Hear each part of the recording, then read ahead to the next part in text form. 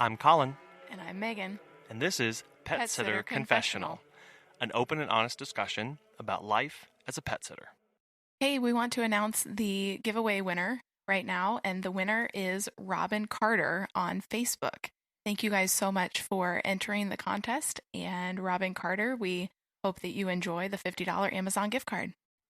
Hello, and welcome to episode 14, where we're interviewing a pet groomer, Leia. She has a lot of experience, and she's been an at-home pet groomer for the last several years.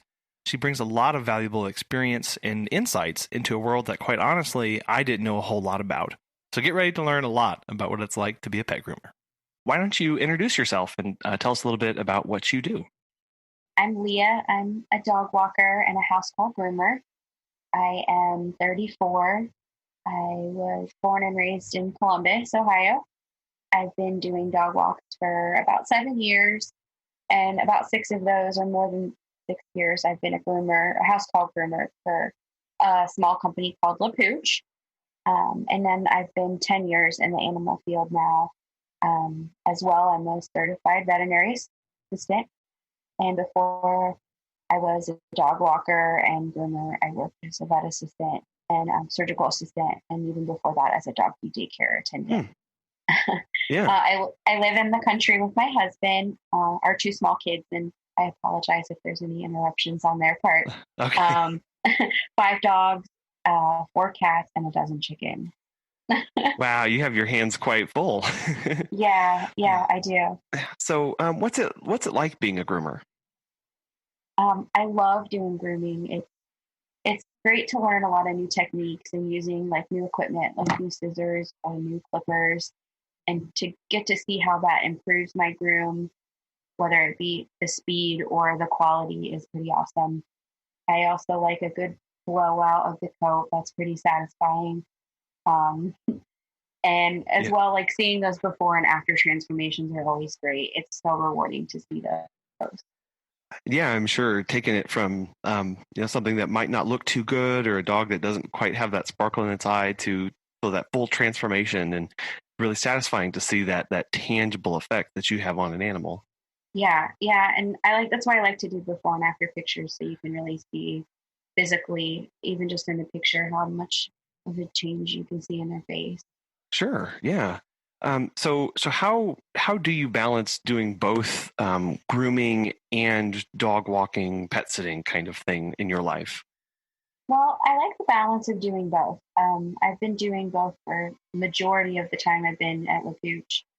An average is about 4 to 5 daily walks for me a day, Monday through Friday, and then I supplement with grooming appointments in the afternoons. It works out that I can really do my grooming appointments after the walk, and I still have, for the most part, time to take care of my kids and enjoy time off. And I left working at that clinic so I could work more and earn less, amongst other reasons. But it was hard seeing sick and injured animals so much, and this was a different alternative from that. It was really more of a positive thing for me. Yeah, and the flexibility there, I'm sure, is very nice. Take that time off and work things into your schedule as they come up, especially with a family and being very busy with that too. You don't have really set hard hours most days, I'm sure. Yeah, no, I mean, there's some weeks where I just do dog walks, and then others where I have like 3 or 4 grooming appointments for the whole week, Monday through Friday. So, Okay. And some days I do 2 dogs, and some days I'll just do 1. But they come in waves. It's like everyone comes about every 6 to 8 weeks. I start seeing my regulars, and it's like once I kind of get everyone finished, and then they start again. Okay. So do you do is it grooming and sitting at the same time, like a package deal, or are they done separately? Well, we offer grooming as like a separate entity. I will do nail trims though on like my regular dog walk clients if they don't get them done regularly with their vet or groomer. For them, I just do that as a courtesy. And as well, my typical dog walk clients are not really my grooming clients. I have some that are, and then I do have some that are just my regular grooming clients. I at one time had either dog walked for them or even some that I didn't. So it's really kind of a separate thing, but it's kind of my baby. I'm really the only one in our group of employees that does what I'm doing. We have a couple of other girls that are that have experience with grooming, and they do it occasionally, like nail trims and things. But it's just me. No. Well, that's really nice that both of those experiences, and you're giving your background that you can bring to the clients and the animals, and kind of go back and forth between both of those worlds, providing the kind of care and service that you do. Yeah, I like it a lot. It's a good marriage between the two. Sure. So a lot of people tend to think of dog grooming and they go, I think I can handle this. But sometimes it doesn't always work out. Why should people seek out a professional dog groomer? Well, there's a few reasons why a professional groomer is a good idea. First, which I don't think most people would think about, is that good grooming tools can be expensive. Knowing how to use good tools is also an important part of that. Using cheap tools like scissors or clippers or even nail trimmers can not only make your task take longer, but it could possibly hurt your pet.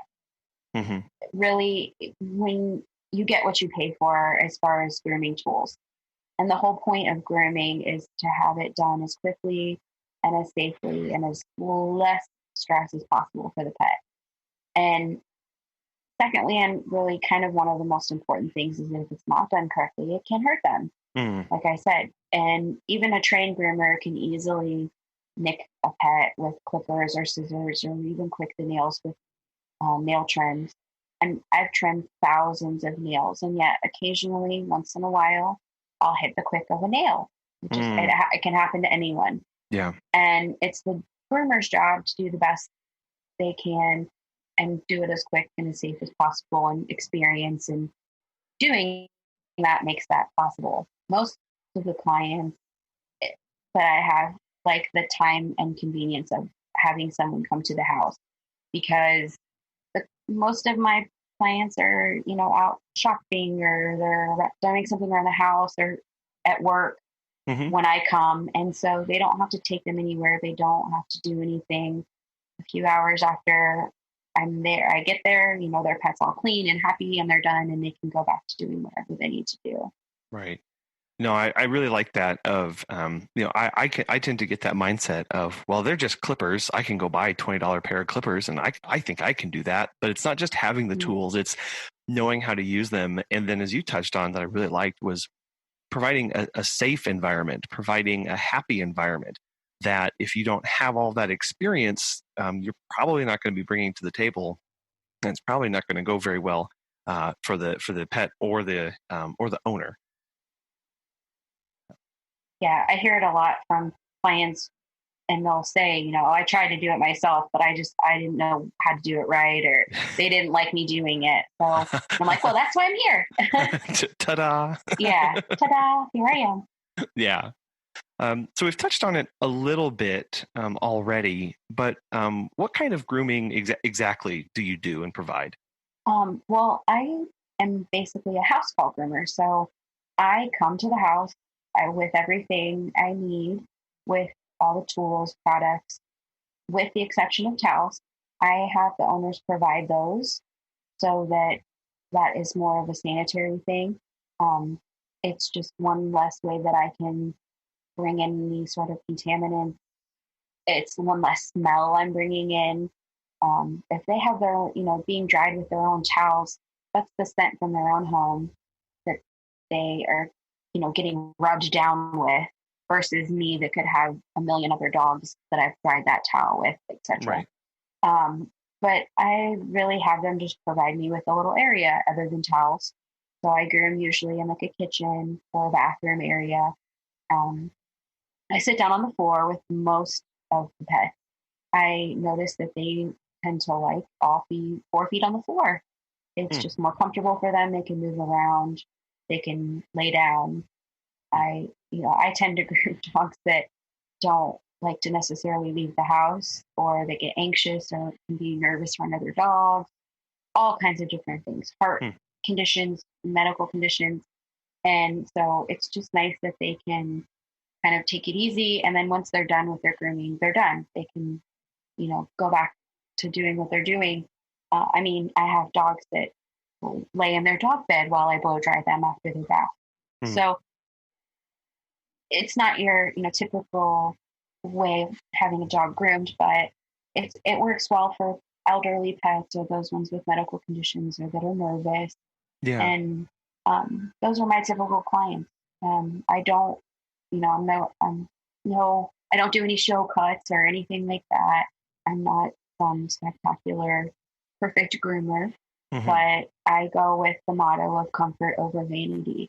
And if at any point the pet is too stressed or it's not safe to continue the groom, I'll stop.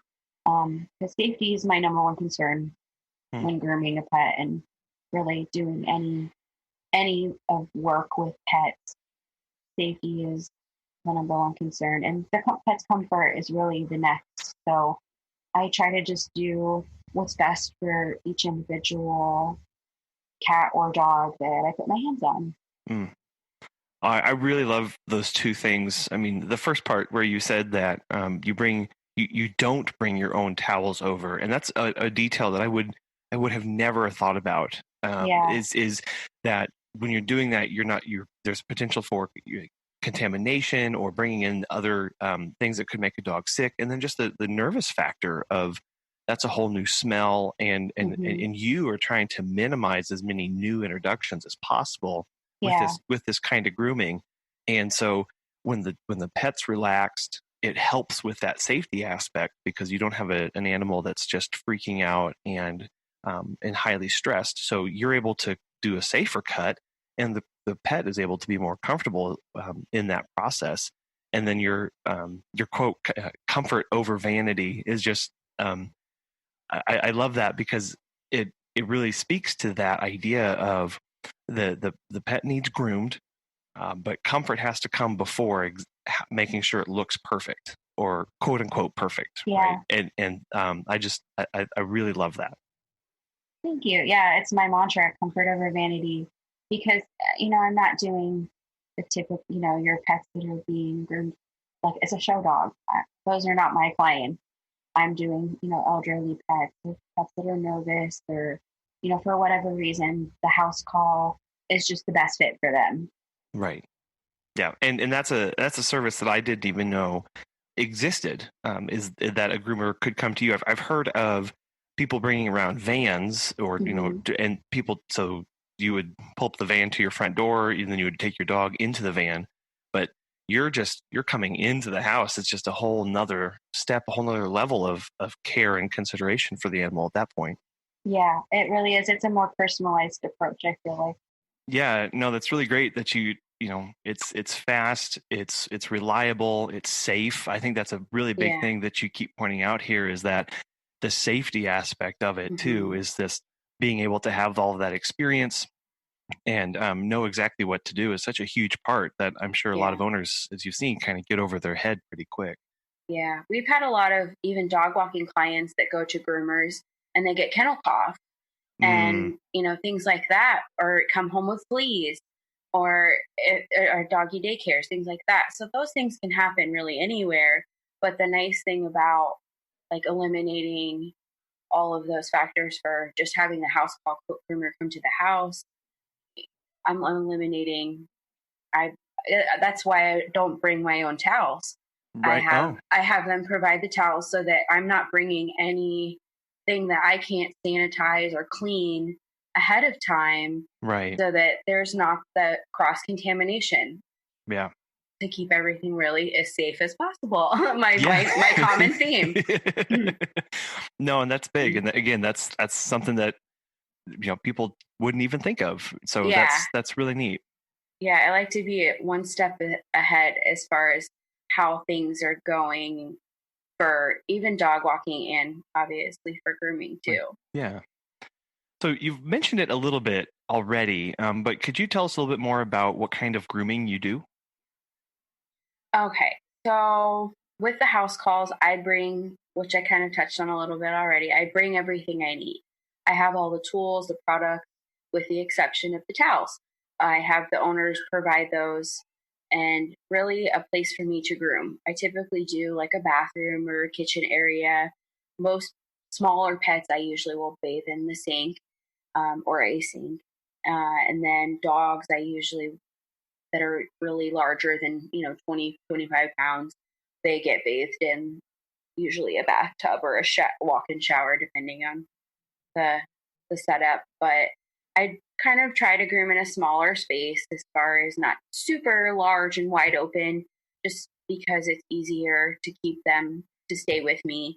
I don't usually leash the pets. Most times they're just kind of sitting with me, and I can either we are set up in a little corner or in a bathroom. And after they get their bath, I take them out, I blow dry them, I let them get comfortable. I have some dogs that lay in their dog bed while I blow dry them. So it's just, I really let them move around. I tend to groom dogs and cats that don't like to leave the house. They, can be really highly stressed at a groomer's office or just really any of those kinds of environments that they're not in their home. As well as elderly pets or ones with medical conditions. I have a few clients that have congestive heart failure. I have one or two that have blow dryer induced seizures that are things that can be triggered, such as a blow dryer. So with them, I will give them a haircut first and then give them a bath after, and usually do minimal blow drying. And that tends to, and on low and, the lowest comfortable setting. And I, keep it away from their face and things. And so the owners know, their head may not be dry, but I'm also going to make sure that we're not going to trigger a seizure. Yeah, that's kind of more important in that context of don't trigger seizure, right? Yeah, and with dogs that can be easily triggered with a seizure, it's really important for everything to stay as calm as possible and to not stress them out. So those are the kinds of typical clients that I have, ones that are, special needs, elderly, medical issues. I have some that are just young. I also do quite a few pets, or puppies, that are young. I love starting off puppies from when they're babies until they're adults, so that way I can get them to kind of get used to the process. And it really kind of shapes them to be good on the table when they're adults. Getting them exposed to those kind of really good early behaviors. Yeah, because I'm sure a lot of people don't even think that they need to be training a puppy for grooming that's going to happen in a year or more. Those typically don't get connected. Yeah. And I don't do show cuts. I'm not perfect with how I get that. I kind of go with the motto of comfort over vanity. If at any point the pet's too stressed or if it's not safe to continue, I stop. Especially with newer pets, ones that are established and I've done them several times. I have some that, that will bite me for certain things. And, I just know their limits and, and I can say to the open communication with the owner of saying look, this is as far as I'm going to go with them. Yeah. Or, this is as far as it's comfortable going for them. And, they just have to be okay with that, because that's as much as that, you can get. And I will not jeopardize myself or the pet and their safety, because that's just, when you come to handling pets, whether it be you're grooming them or you're taking care of, really just any care for them, whether it's pet sitting, dog walking, it's a life, and we have to have safety as one of the number one concerns, no matter what, all the time. Yeah, no, absolutely. Safety for the pet that you're caring for, and safety for yourself as well. Yeah. And, in you being in that situation of grooming and pets that are stressed out and might, as you said, might bite you over certain things. So, so knowing the animal and communicating with the owner is just, that's something that not a lot of people think about, especially people going into pet sitting or pet grooming, is that communication is so important with everyone around you, so that everybody knows what's going on. For sure. So all of this sounds really hard. And so what kind of training do groomers have, and is it necessary that they have a specific kind? Well, I think it all depends on what kind of grooming you're doing first. For groomers that want to have the dogs that are show dogs, or if they want to do creative grooming where they're, dyeing the dogs or doing things like that with color, those, that's when you really need to be. Obviously, most of those or all of those are going to be certified groomer. There's definitely, I'm sure, a lot of training, aspects out there as far as you can go and get certified through a corporate company, through a technical program, through like a local community college. There's also groomer apprentices where you can work under a groomer and kind of do an apprenticeship, just like some people would do with a tattoo artist or other apprentice things. And then there's videos, there's demos online. I personally do not have any formal training, just kind of what I've learned through doing the vet assistant work and veterinary technician type work, grooming my own animals through trial and error, watching educational videos. I've attended a couple of seminar setting as well, but really a lot of it comes with time and experience. Even the groomers that are freshly trained out of the academy can look back on their grooms 3 years later and go, wow, I was really a baby groomer at one point. You just learn. You learn on different animals. There's also a big group on Facebook as far as with groomers of all sorts that share their information. And it's been really helpful for me to follow some of those because they have some of the top groomers in the country that are internationally known, and they're sharing tidbits of information and things like that. And if you can sit back and really look and watch and listen to what all the greats have to say, you can take some of that home with you. And that's really, I think, a good way, to get continuing education. Obviously, there's continuing education out there, but a lot of that is being taught by other groomers. So getting in touch with other groomers, learning, and really kind of keeping the idea in mind that you're always going to grow. And I look back at grooms that I did 3 years ago and go, oh my goodness. Some of those were not or the picture, will always look off if you're looking back at a picture and you're like, oh, that hair looks out of place. Or, I missed, that eye looks crooked or something. Oh my goodness. But, you can always nitpick it at a groom. And, even myself, sometimes when I'm finishing up a groom, I can sit there and nitpick at the same area a million times to try to get it just right in my mind. But then the owner, they're going to tell you, some people are very neurotic and will, want everything to be just so much as possible. And then others are like, you could have dyed my dog pink and made him a mohawk. I would have loved it. He's clean. So it's really kind of funny. And some people don't like certain looks and things like that. So it's just, you learn. Yeah. I know we'll probably have a few people asking, what's the name of that Facebook group for groomers? There's a few of them. Oh my goodness. There's I follow one housecall groomers, and that's literally what it is on Facebook for housecall groomers. But there's the Pro Groomer Network is one that is just a generic groomer group that is just a fabulous one to follow. I actually follow a few ones for hand stripping breeds. I learned how to hand strip dogs like terriers. And so there's a few of those on Facebook, and those terrier people are phenomenal. They know their dog. But there's so many out. I mean, literally search bar, type it in, groomers.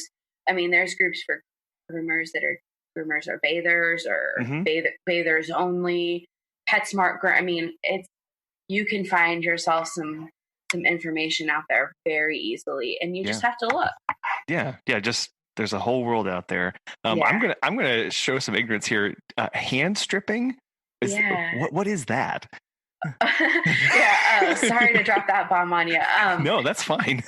So hand stripping is basically a technique of pulling hair, and for terrier, certain breeds, their hair, like like if they're having their hair at a, let's say like at, a dog show, or if they're being competing and that kind of, they will have their dog hand stripped instead of clipped.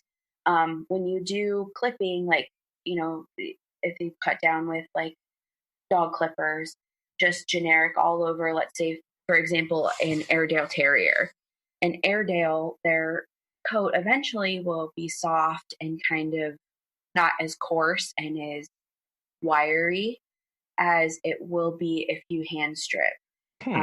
It gives it a more like how it should be. Like that's how their coat should be maintained. Okay. Yeah. It's a ton of work.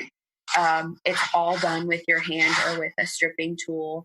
But it is very expensive. It takes a lot of time. It's one of those things where like you can, if you do it wrong, then you're pulling the hair or cutting the hair, and then it's pointless. So it's definitely a lot of work, and you have to kind of really, it's a trial and error to figure out what you're doing. But I've had a couple of dog walking clients that turned into clients that were grooming clients, and one of them was an Airedale. And so I've really gotten to learn on him as far as how that works. Right. And it's just really interesting because you can really do hand stripping, or even carding, which is the same thing, but it just pulls the undercoat. It's not doing the same thing, but carding can be done on multiple dog breeds, not just necessarily like the terrier type hair. I card my golden retriever a little bit in certain spots just to get the kind of fuzz to smooth, and little tricks and tools you just figure out and use and learn from the greats that are people that are, the people that have terriers for 25 years. Yeah. It's just another way to, learn to be a better groomer and learn to better take care of the pet. So, yeah. Yeah. Well, that kind of leads, that sounds very complicated. Like really, like you can try it, and then there's a good way and there's a bad way, and that line seems very fine with hand stripping. Yeah. So what kind of common mistakes do people make when they try and groom their own pets? Like I kind of said before, I touched on before, as far as with people cutting their dogs with scissors, trying to cut out the mat. I've seen dogs, and it's very easy to give them flipper burn or nicks from a flipper by either, running it too long, the blade gets hot, or cutting too close to the skin, quicking nails when they're doing nail trims. And it's important really to know how to properly maintain them too. I try to educate the clients on what tools they need for their pet's specific hair coat, or, their type of breed, whatever their needs be. And as a groomer, I do the groom, but it's important for the client to really keep up on the maintenance. Proper brushing is important for them to learn. It's, kind of their responsibility, and as a responsibility as a pet owner, to kind of keep up in between on certain things. And that way the pet is going to have a better quality coat, better looking coat, better feeling coat. And overall, just, it's better for their general health. You're going to catch things sooner and quicker the more often you have your hands on your pet. As well, I have them book regularly, so that I feel like really makes a difference with keeping them on a schedule and making sure that, they're seeing me regularly to keep up on nails as well. Having a pet, a dog or a cat, see me once a year is going to be more likely to result in just a shave down if it's a matted coat, or, basically we have to start fresh at that point. And that's basically either what I have is either like the clients that are booking every 6 to 7 weeks. And like if they're not on my schedule, they're hunting me down to get on my schedule as soon as possible because they know they're like, no. Mm-hmm. I like them nice and fresh and clean and, their hair cut nice, or it's the shave down once a year, or I have, I couldn't get into the other groomers. They're not, the pet sick, whatever, something. And it's, we've got to start from scratch. I do try to educate them too, like as far as how matting works and how not to cut out mats with scissors and what products can help work out certain, tangles, what brushes and combs, all that is really the important part to how to not to make those mistakes that can really have them, end up having to call me anyway or having to call someone else. Yeah, they could end up causing more problems for themselves down the line. Yeah, it's like when, a girl, for example, tries to do her own hair and it turns out an awful color or, it totally doesn't work how you want. And then you have to go to the hairstylist anyway. Yeah. And so the money you tried to save, you end up costing yourself more because you have to fix your boo-boo. Yeah. And those are hard to dig out of sometimes. Yeah. Definitely. Yeah. So I know in the you told a little story about how some dogs and animals, they get scared and they get nervous. And I think we all know that some animals are perfectly fine and couldn't care less about being groomed. But then there are those other ones that can be kind of problematic, regardless of what breed they are. So some pets don't like being groomed. So do you have any tips for dealing with those kind of animals? Yeah. The big thing is to take your time. And obviously sometimes that's not always possible, but really just kind of being able to read their body language is a huge factor in being able to know how you're going to be able to, plan of attack as far as how you're going to be able to get done what needs to get done safely. There's really a few hard parts as far as grooming pets. There's some typical things that they don't like, and that's having the blow dryer, getting their nails trimmed, having their feet messed with or their faces. Those are the typical problems or issues that come across. And so taking your time with that, using different tools.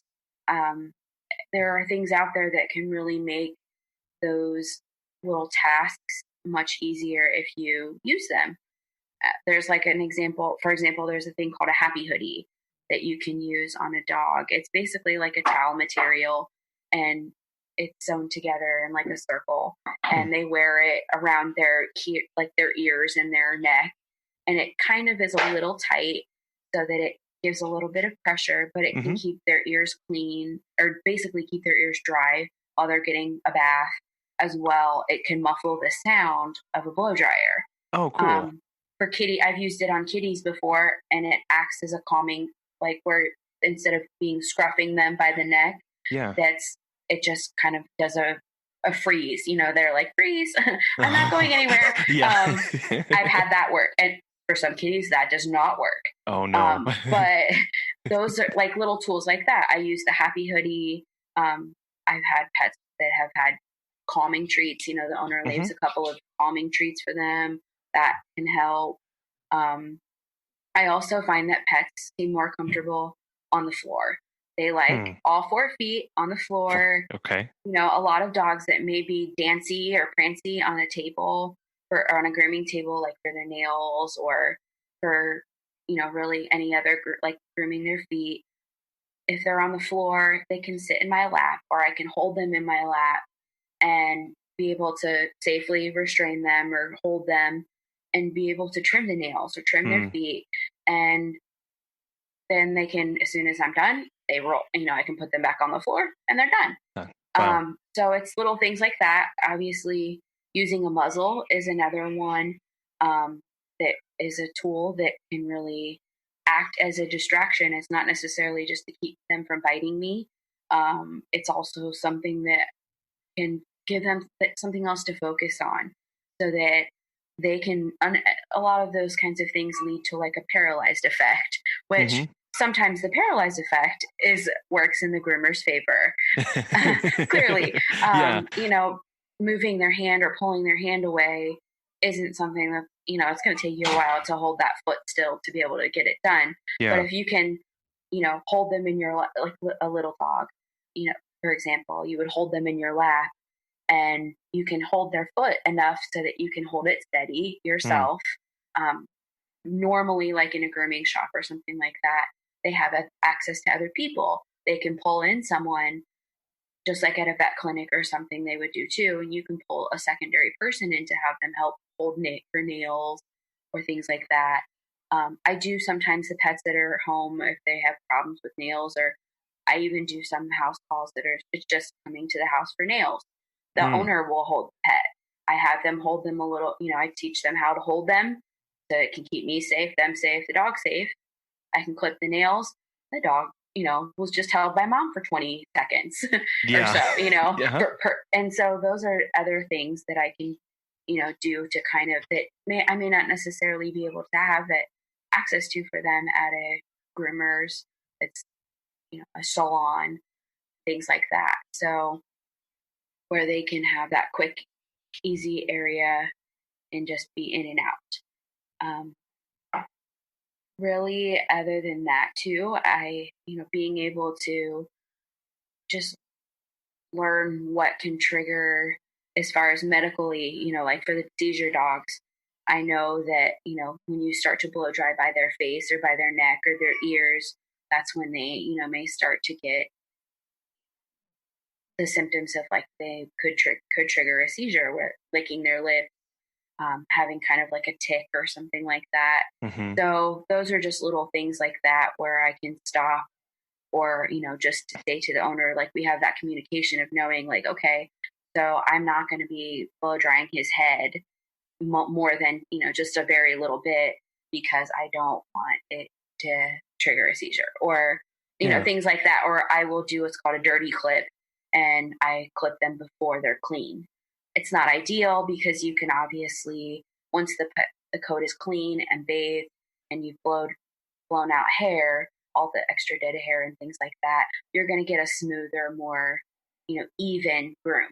But for a pet that medically should, have the least stress as possible, doing that dirty clip, giving the bath, and then, kind of touching up afterwards, I may take a little bit longer doing that. But again, overall better for the pet, comfort over vanity. Right. So those are kinds of the things that, like, well, you give and take for what will work and what won't work. Sure. Yeah. No, I really like that comfort over vanity mindset and mentality, especially in these settings of, pets that do have these medical issues. And by the way, I never would have thought that the worlds of veterinary medicine and grooming would be so intertwined as what you're explaining here. Yeah, they really are. They really are. It's very surprising. Yeah, so I can see how your years in the veterinary clinic and it would set you up to be for this kind of grooming experience too. That's a very, very interesting connection, and it's something that I never thought of. So that's really, really cool to hear. Yeah, it's kind of like they go very hand in hand, and I don't think you can really realize it until you could see the connection for yourself. It's one of those things where I never kind of would have pictured that I would have ended up doing this. Yeah. But it really was a very easy transition to do, for sure. Yeah, that's really cool. Is there one or two things that you would recommend to a pet owner regarding grooming? And what would that be? For most dogs and cats, they need just a few crucial tools, like, something to have in their arsenal. One thing I would say would be a greyhound comb, which that's a type of comb that's just a basic comb. It has like a shorter end, or like an end that has like the needles closer together, and then the others are a little more spread out. But that tends to work with just about every pet hair, at least for, being able to tell if there's tangles or if the coat needs some undercoat fold. But other than a greyhound comb, a good brush and a good pair of nail trimmers are essential. Obviously, having a groomer come to the house, they're having their nails trimmed, but it's a good idea to have, for every dog owner really, to have a good pair at home. Having ones that are sharp, that are going to cut the nail versus pinch or crush, that's what makes the dog hurt, can yelp or be in pain when they get their nails done, is if, they're not being trimmed properly. I do like Miller's Forge for nail trimmers. Those are amazing trimmers. I've had them for years. I've always used them in the vet clinics. They hold up really well. And they're cheap and affordable, which is always nice. Amazon is the place for those nowadays. Yeah. That's my big lifesaver. But other than that, the biggest thing an owner should do as far as grooming for their pets, or really any pets, whether their dog needs no grooming besides nail trims, is working on husbandry training, which is basically what they need for going to the vet. Which husbandry training, for anyone that doesn't know what that is basically having your pet be comfortable handled by somebody else, whether it be having them being able to be held for restraint for like a blood draw, or having someone touch and hold their feet, holding their muzzle, their nose, looking at their teeth, their face, their ears, anything like that, and being able to be comfortable with that. I can't groom a dog or a cat that I can't touch their feet, or if I'm not able to touch them with a brush or comb out their hair or use scissors on them. You just can't. I've, for an example, I have done a couple dogs before where, they let me groom them, give them a bath. And then as soon as I go to do a haircut or touch them with clippers, it's not happening. And so, and that's horrible for me to have had to walk away with that. Like, I hate having to turn someone down, but if I feel like that if I can't touch them with a brush and they want me to brush them, or if I can't get them in the bath, if they want a bath, I may just, this kind of service may not work for them. Or they may need to go to the vet and have medication or sedation, depending on what the issue is. And like I said too, that like I love to work with puppies that are young and haven't been groomed before. That acclimation process is just so awesome to see. I've done several dogs now that, have been with them a couple years, and some that are still, maybe a year old, but that acclimation process of, getting a fresh new little puppy at, 10, 11, 12 weeks old and grooming them for the first time, even the first few times it may be just a bath and their nails, or bath and then learning how the blow dryer works, or, getting, trying to learn how getting their feet or their face. And so it's nice to see like a couple years in, when you've done that with a dog, and now all of a sudden, you go to groom them and they lay in their dog bed the whole time, and, or, things like that. So those are like, that's when it's really rewarding. And, I can get a groom done in a short amount of time because, they're great. They're what I would call a unicorn. Ones that just sit there and let you do whatever. And they're just like, I love this. This is cool. And then when we're done, they're like, okay, hey, cool, bye. Yeah. So, to see all that hard work that went into that, to get to that point, and just how rewarding, and how long that process is. It's really training that, it's that the groomers do. And, like I said too, it starts at home. The owners, what you invest in a dog or a cat, you get back. When you put in a lot of training and a lot of, most of these folks that are looking for services for their pet, they clearly, whether it be pet sitting, dog walking, grooming, they're investing a good amount in their pet because they want their pet to be happy, healthy, balanced, whatever. And so it goes hand in hand, when you take them to the vet regularly, you have a dog walker come, or whatever it may be, it's the investment in your pet. And, yes, that those people can be great tools, but it also takes the owners to really investing their time and effort and learning. And those owners that invest that and do put in the work, just like their groomers, those are the pets that come back from the groomer, and the groomer says, they're wonderful. I love them. They can come live with me. Things like that. No. You know, those are the ones where you're like, oh my gosh, you're my baby. Yeah. So, Yeah. No. No, that must be really, really sweet, and knowing that it's you as a in the someone in the pet care industry and community is really a part of just that huge network that is all part of caring for the same animal. Of you're seeing the pet at one time, then the vet seeing it another time, and the dog walker seeing it another time, and all this big circle of people who are going in and caring for that animal. But most importantly, as you pointed out, if the owner's not on board and if the owner's not putting in that work, all of those other people, it makes it hard on them whenever the owner's not, stepping up. It's exactly right. Well, I can't believe we've made it through this entire conversation without asking a pet groomer what some of your favorite tools are and products. So what are some of your favorite tools and products? I love good tools. In the beginning, I started off with, whatever I had or whatever I could get my hands on. And as I've kind of come along the way, there's definitely my favorites and things that I prefer over others. For nail trimmers, I like Miller's Forge. They last well. I like them a lot. They hold up and stay sharp pretty good. And they're affordable, which I like. I like a good pair of curved short shears. Those are probably my most common pair of scissors I use. Is I call them my shorties. They're just a short curved pair of scissors, and they work great for little feet and ears and things like that. For brushes, I like the Chris Christensen line.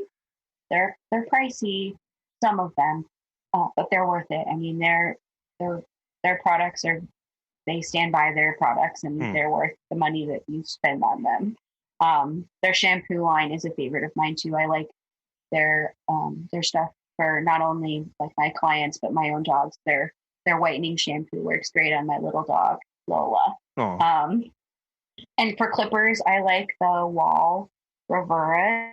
They're a lightweight, kind of cordless with a rechargeable lithium battery, which is nice. So, and I can use them while they're being charged. So that's a huge bonus. But they're, they hold up pretty well.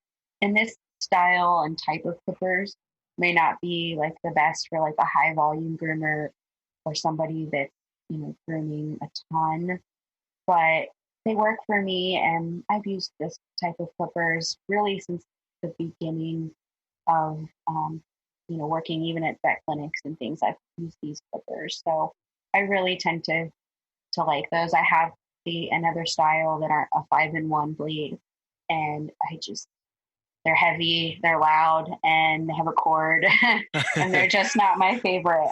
Sure. I really, like I had said earlier, a Greyhound comb is my go-to for nearly almost every pet. It's a good way to know whether there's tangles in the coat. It has the hair that's long enough to be tangled, and it gets out undercoat pretty well. And really, it's just an overall good comb, and it's just the basic. It's got a ream, and then like the needles from that, and some of them are spaced closer together than others, usually on some combs. But they're just a great overall good comb. And like I said too, I love the Chris Christensen line, Show Season, and Le Pooch with the LES.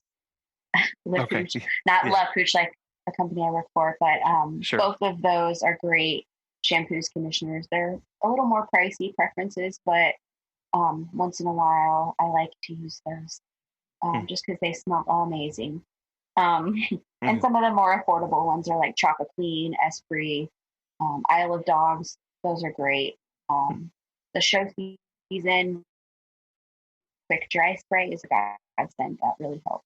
Like dry the pets really quickly, other than like the whole vinegar and water spray mixture where you can spray them down with like vinegar and water mix. And really?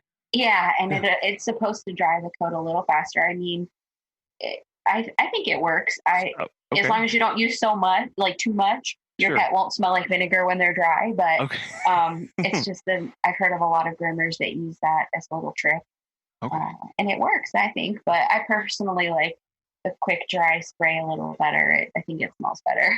Okay. I'd never known that there was a quick dry spray or that there was a trick to use vinegar and water. So that's really interesting.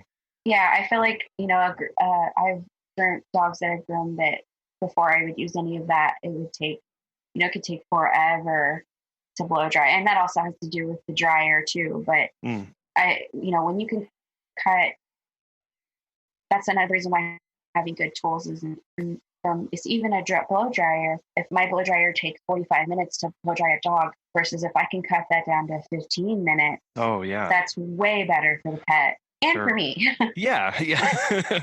So do you find that you, are you able to blow dry most of the dogs and pets that you groom, or do you mostly use towels?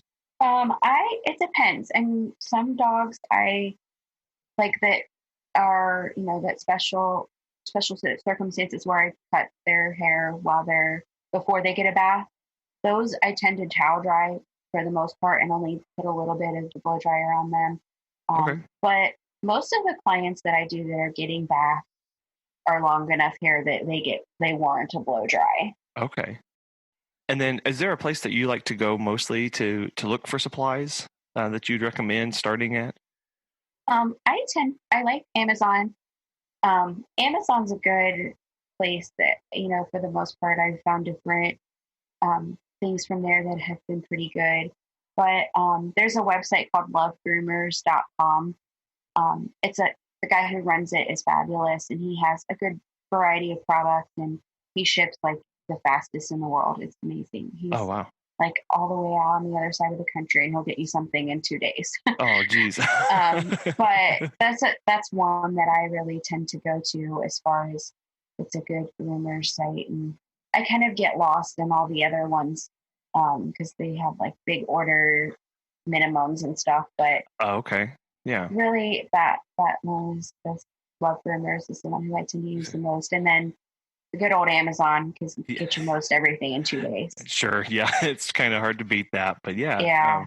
No, I really enjoy hearing you talk so passionately about the tools that you use to care for the pets and and do those dog cuts.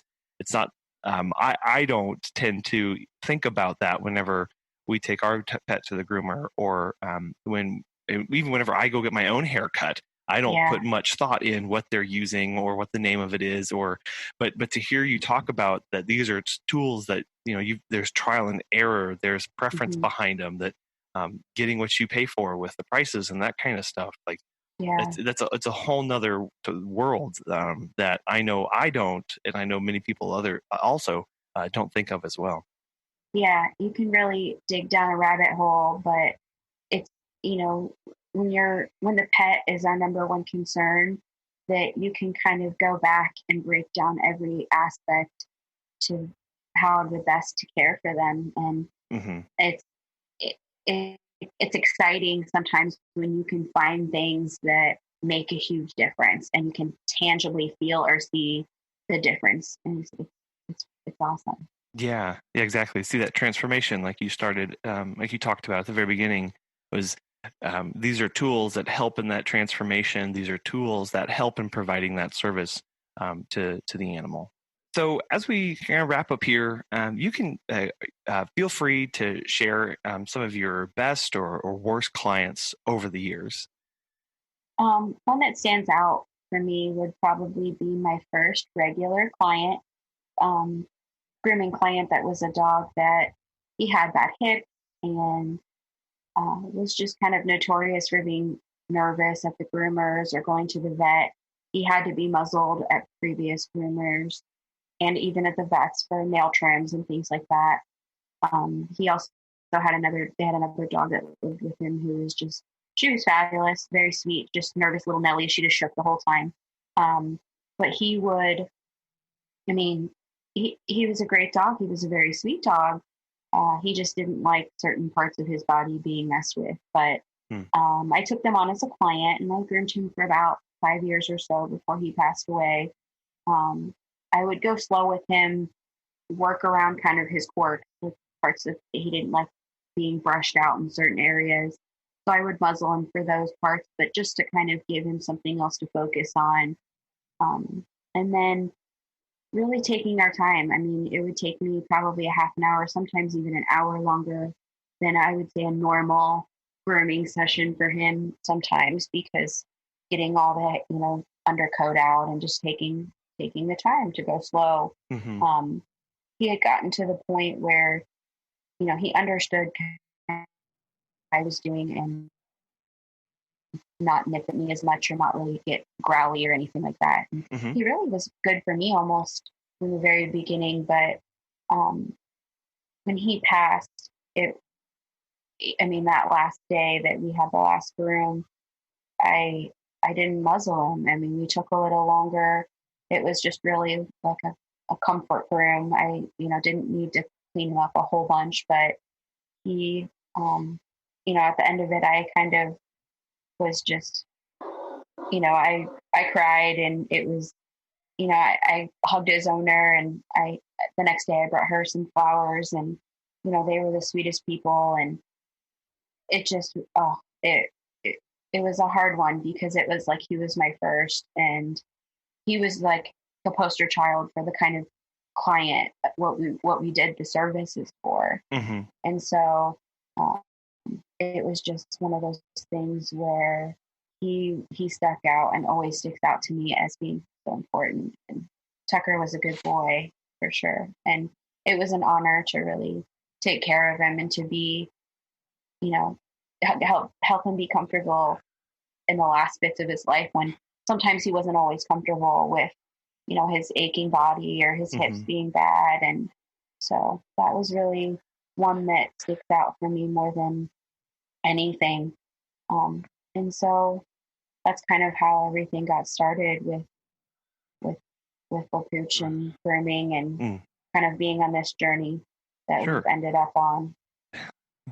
Yeah. And, really seeing that transformation of working, building that relationship, building that trust, and just both of you being comfortable with each other right there at the end, and knowing that the service you were providing at that point, really wasn't so much of a haircut and trim, but it was a comfort thing, like you mentioned. And that's just, hearing that story really hits home in that when we're in the pet care business, like it's a big old circle of everybody contributing to help these animals and to take care of them. Like it really takes people from every aspect, and knowing that you got to spend that time with him and to grieve with the owner and to make him as comfortable as possible. That's a really powerful impact that they have on you. Yeah, they really do. It makes those kinds of things make it all worth it. And there is the flip side where this kind of service isn't for everyone. I've gone to do cats or dogs that I've either had to stop or walk away before I could even do anything. It happens occasionally, and I hate it, and I feel bad because I, never want to, do the expectation of, yeah, sure, I'll groom your pet, and then I have to be like, nope, I'm sorry, I'm really, really sorry. But I have to put my safety and the pet safety first, and sometimes just that means that the grooming is not going to happen. I've got a great set of regulars, and I love continuing to build up grooming over time and as things go along. But I also, like to strive to give myself balance, because I've been on the other spectrum where I've worked so much that I didn't get to enjoy life and didn't get to do things. So I kind of like to have this balance where, my kids are little and I want to try to be present with them, and finding that unique balance. And it's kind of a unique role that I'm in with the moment of being a dog walker and a groomer. But I love it, and I like improving my grooms and my techniques and using new and better tools and doing those like before and after photos of really, getting to see the difference like we talked about before. But it's all that kind of hard work that makes it satisfying and gives that good balance of enjoying life. And, some people say if you love your job, you never feel like you work a day in your life. Yeah. And I think that's true. I feel like what I'm doing a lot of the times, yes, it's work, but a lot of the times it doesn't feel like work. And when you work with animals, and that are such my passion, that it's the best feeling to get to do this. Because if you would have asked me, let's say 15 years ago, I would have been like, no way. Yeah, no way. But what I'm doing is awesome. And I love being able to work with pets on a happy note, and for the most part, and be a part of their life, because I know that my animals are everything to me, and just like other people's are to them too. Right. Yeah, no, it's such a cool role that you talk about, and just a completely different perspective. So, Leia, thank you so much for coming on today. I know, Thank you. I know I've learned a lot, and I know other people listening will learn a lot too, and kind of get a little glimpse into the life of a groomer and all the things that go into thinking about that, and considerations that need to be made. Well, Leia, thank you so much for coming on and taking time out of your busy schedule and everything. I have learned a ton. I have so much to review and go back over on this. How can listeners reach out to you and follow along with your work? You can follow me on Instagram on the Pooch Grooming Columbus, or my personal is love_and_paws. You'll see kids and dogs and chickens on there, and cats. But my grooming one also has basically it's all my grooming clients. So Okay. That's the best way to find me. Very good. Well, Leia, again, thank you so much for coming on today, and we'll definitely love to have you back on to talk more about grooming stuff. Oh, thank you very much. I love the podcast, and I love what you guys are doing. Thank you very much for having me. Thank you. I told you right. Leia brings an amazing amount of experience and expertise that we all have a lot to learn from. We get a lot of questions about whether you should or shouldn't offer pet grooming as a service if you're a pet sitter. And I hope that by listening to Leia and her experience, that will help shed some light on your decision making. Obviously, there are a lot of things to take into account and consider if it's what you are going to want to pursue. It's definitely a worthwhile endeavor if you believe it can add value to your services. To follow Pet Sitter Confessional, we are Pet Sitter Confessional on Facebook and Instagram. We're PS Confessional on Twitter. Send feedback to feedback@petsitterconfessional.com. Make sure you're subscribed on whatever podcast app you're using so you never miss a new episode.